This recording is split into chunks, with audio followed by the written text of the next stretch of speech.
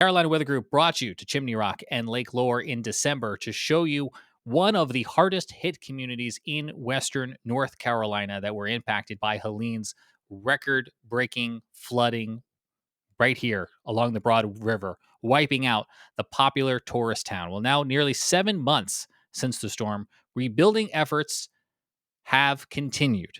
And we're going to take you back to Chimney Rock tonight to see what the latest recovery efforts are like in that small town.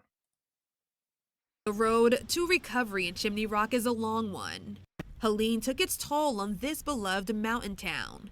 But Mayor Peter O'Leary says hope survives in the form of thousands of volunteers, some coming from near and far to help. These volunteers are members of the Great Needs Trust, an Amish community in Pennsylvania. We wanted to help the people that had the disaster. Our heart just felt. That's reporting from WCNC Charlotte's Jessie Pierre. Jessie joins us tonight to talk about her recent reporting there in the mountains. Now, you went up to Chimney Rock and filed several reports that WCNC Charlotte viewers saw in the month of April. What were your impressions when you first rolled into town?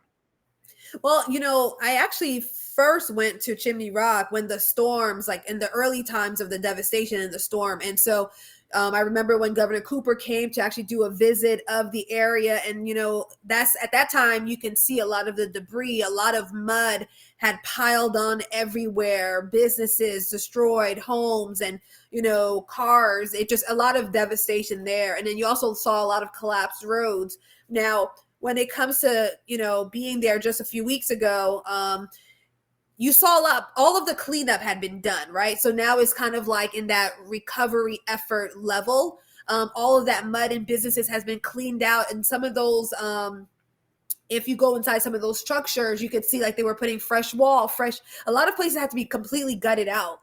Sure. And so a lot of work is being done. And if you look at it wide, it seems like there's a lot of work that needs to be done, but they're really proud of where they are, nearly 6 months later.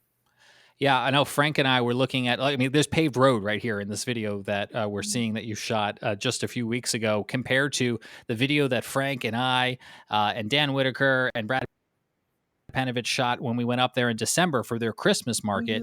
Mhm. They were still working to haul off a lot of debris and certainly still a lot of work left to be done. But, the road between Chimney Rock and Batcave, for instance, didn't exist. But I look at your video now and I see some hope and resilience in it as they're continuing to rebuild. Is there, would you say, inspiration flowing through the Oh my community? gosh, I don't think there's anyone you could speak to out there that is not empowered to with this mission to recover, rebuild, and Chimney Rock will be back. And Chimney Rock is a small, tight-knit community. And so a lot of the people there, they know each other and this is home for them. And there is no other home than Chimney Rock. So, the feeling in general is, yes, we're going through this. This is this is what happened here. This is a devastation, which a lot of them didn't expect it was going to be this bad, but their whole feeling is that it's going to rebuild and be back better, stronger,